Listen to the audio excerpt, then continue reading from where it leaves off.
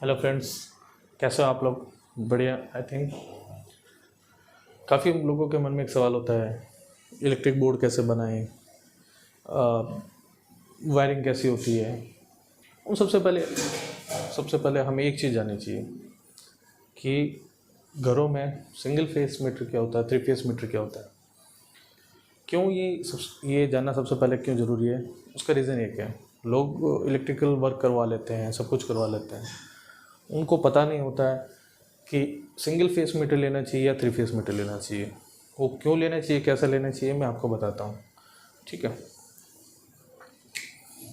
सबसे पहले आपको ये देखना होता है कि आपके घरों में जो इक्विपमेंट्स लगे हुए हैं वो कितने इक्विपमेंट्स हैं, या आपके जो आपने बिल्डिंग की जो रिक्वायरमेंट है, एक मंजिल है, दो मंजिल है, फर्स्ट फ्लोर, सेकंड फ्लोर या थर्ड फ्लोर, या आप कितना फ्लोर बना रहे हो, उसके ऊपर भी डिपेंड करता है।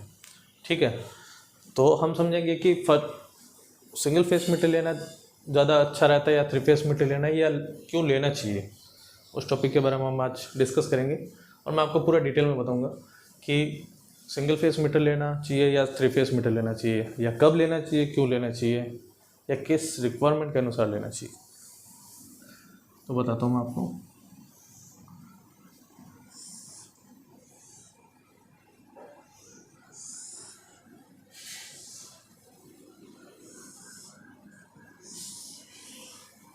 उससे भी पहले सबसे पहले हम ये जानते हैं कि सिंगल फेस मीटर होता क्या है और थ्री फेस मीटर होता क्या है, और उसके फ़ायदे क्या है और क्यों लेना चाहिए। तो देखिए, ये है जैसे हमारा सिंगल फेस मीटर।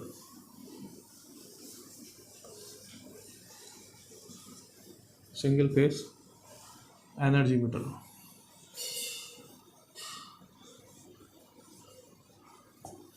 ये है हमारा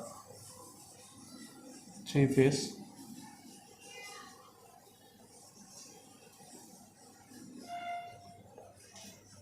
एनर्जी मीटर।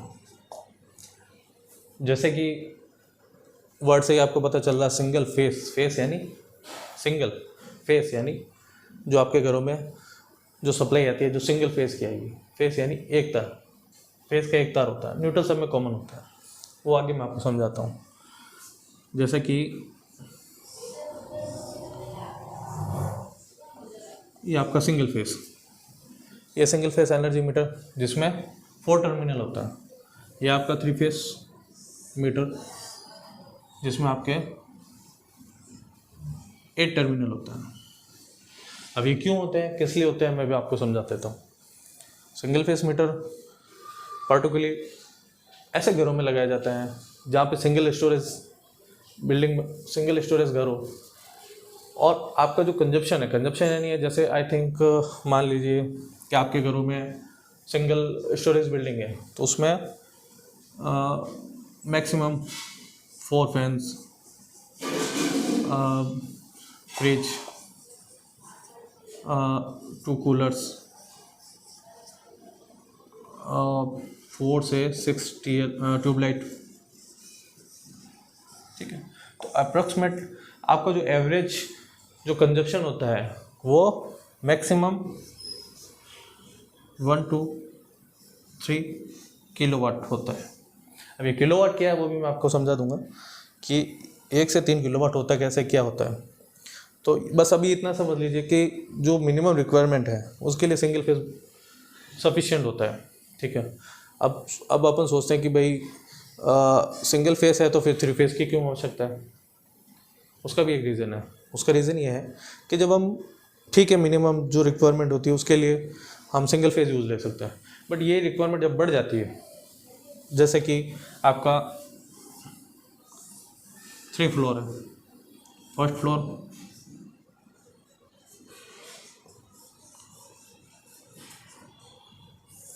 सेकंड फ्लोर,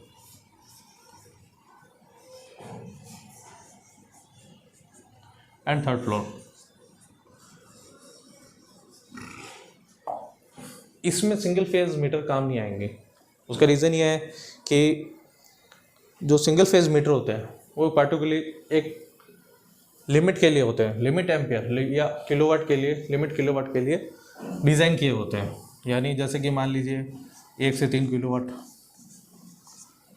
ये आगे आपको मैं समझाऊंगा एम्पियर क्या होता है, जैसे कि 1 to 20 एम्पियर्स तक के ही डिज़ाइन होते हैं।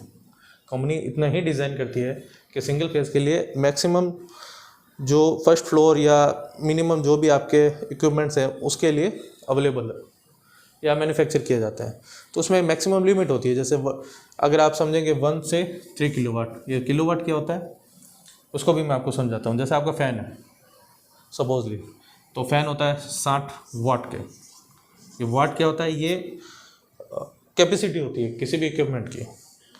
जो वाट्स में होते हैं हम उनको वाट में कैटेगराइज करते हैं, तो 60 वाट का है फ़ैन। तो जैसे 4 फ़ैन हो गए 60, 4 चौक 24, 240 वाट आपका फ़ैन का हो गया। ठीक है, फ्रीज हो गया आपका 600 वाट का, double door 3 door what ever, maximum 2 coolers. तो ये हो गए, एक 500 का होता है तो 2 हो गए 1000 वाट। 4 से 6 ट्यूबलाइट, आई थिंक आजकल वैसे भी एलईडी का ज़माना है, तो 4 से 6 ट्यूबलाइट हो गई, यानी 20 वाट की होती है। तो 20 एक मल्टीप्लाई 20, 400 वाट। ये अदर इक्विपमेंट करके 500 वाट।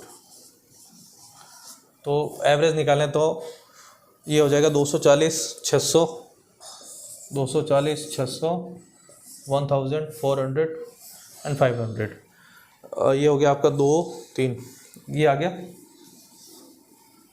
3000 वाट।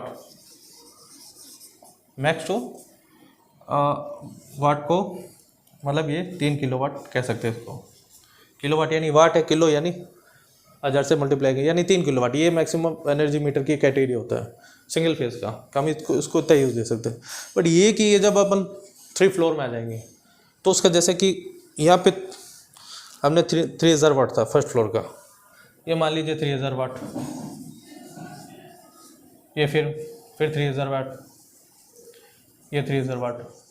तो हम ऐसा तो है नहीं कि हम 3 मीटर लगाए कि सिंगल फेस यहाँ लगाए, सिंगल फेस उसके लिए सिंगल, वो बहुत महंगा और उसके लिए बहुत, तो हाँ, तो सभी फ्लोर के लिए हम सिंगल फेस मीटर यूज़ नहीं ले सकते हैं। उसके लिए विद्युत विभाग डिज़ाइन करती है 3 फेस एनर्जी मीटर। 3 फेस क्या होता है, इसमें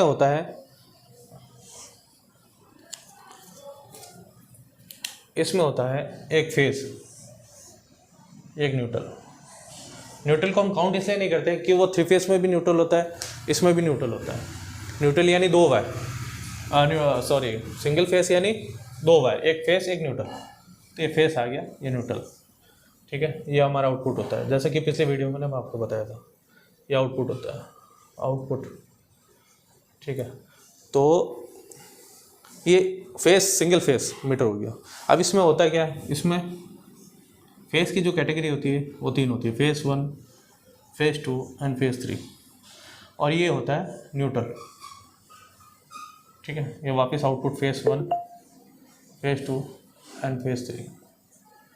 ठीक है, अब इसमें होता क्या है कि जो इलेक्ट्रिसिटी कंपनी होती है वो 3 फेस डिज़ाइन करती है कि भाई आपका एक ही 3 फ्लोर है, तो उसमें आप तीनों फेस अलग अलग काउंट यूज़ ले सकते हो। फर्स्ट फ्लोर के लिए सिंगल फेस, सेकंड फ्लोर के लिए दूसरा फेस एंड थर्ड फ्लोर के लिए तीसरा फेस। ठीक है, इसलिए 3 फेस मीटर कहाँ यूज़ होता है आप समझ गए होंगे कि जहाँ मल्टी स्टोरेज होता है वहाँ पे 3 फेस एनर्जी मीटर का बहुत ज़रूरी उपयोग करना होता है। क्यों, हम सिंगल फेस मीटर का किसी एक फ्लोर या पर्टिकुलरली एक कंजप्शन के लिए, यानी एवरेज कंजप्शन, उसके लिए सिंगल फेस यूज़ ले सकते हैं। ठीक है, उससे ज़्यादा अगर आप इक्विपमेंट्स या मल्टी स्टोरेज बनाओगे तो उसमें सिंगल फेज यूज़ लोगे तो वो जल जाएगा, क्योंकि उसकी एक पार्टिकुलर रेटिंग होती है। जैसे होता है ना कि किसी भी चीज़ का एक पार्टिकुलर एवरेज होता है कि उसी एवरेज तक आप यूज़ कर सकते हो। जैसे कि मैं समझा देता हूँ आपको, जैसे कि एक रबड़ होता है, और पतला रबड़ लेंगे तो उसकी एक स्ट्रेंथ होती है, उतना ही बढ़ पाएगा, उससे बड़ा लेंगे तो उतना बढ़ पाएगा। तो उसी चीज़ की, हर चीज़ की एक लिमिट होती है, उसको एक बाउंडेशन, एक क्राइटेरिया बनाना होता है, तो इसीलिए क्राइटेरिया फिक्स है एनर्जी मीटर के लिए, इतना लोड ही आप यूज़ दे सकते हैं। ठीक है, अगर थर्ड फ्लोर बनाएंगे तो उसके लिए अगर एक ही सिंगल फेज़ यूज़ लेंगे, कि मान लीजिए मैंने एक फेज़ ये सिंगल फेज़ वाला यूज़ दिया, अब ये सिंगल फेज़ वाला इसमें भी दे दिया, मैंने इसमें भी दे दिया, इसमें भी दे दिया। अब जैसे इसमें सब में दोगे तो जो इसका क्राइटेरिया होता है वो बढ़ जाएगा और मीटर जल जाएगा।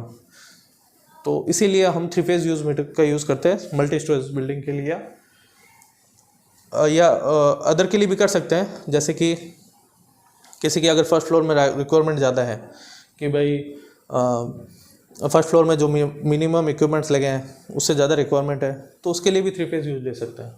तो वो आपके उपयोग के ऊपर है कि आप कितना उपयोग अपना कंजप्शन करते हैं। तो आप समझ गए होंगे कि 3 phase single phase meter criteria कहाँ होता है या 3 फेज़ मीटर रिक्वायरमेंट कहाँ होती है। ठीक है, इससे आगे मैं डिटेल में आपको बताऊंगा कि सिंगल फेज़ में भी आप कहाँ का उपयोग ले सकते हैं, और 3 फेज़ मीटर में भी और बहुत सारी कैटेगरीज होती है जिसमें ये लोड जैसे जैसे लोड बढ़ेगा वैसे वैसे ये डिज़ाइन किया होता है। ठीक है, उसका आगे कैसे उपयोग होता है या फैक्ट्रीज में कैसे उपयोग होता है, या और अधिक लोड जैसे कि आई थिंक बड़े बड़े मल्टी स्टोरेज में एक 3 फेज़ मीटर से काम नहीं हो सकता, वो कैसे उसका उपयोग होता है वो मैं आपको आगे वीडियो में बताऊँगा।